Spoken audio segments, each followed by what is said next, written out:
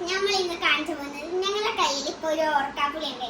ഇത് നമ്മളെ എക്സ്പ്രഷൻ ഇല്ലാതെ ആദ്യം കഴിക്കണ ആള് വിജയിക്കും. Ready steady go.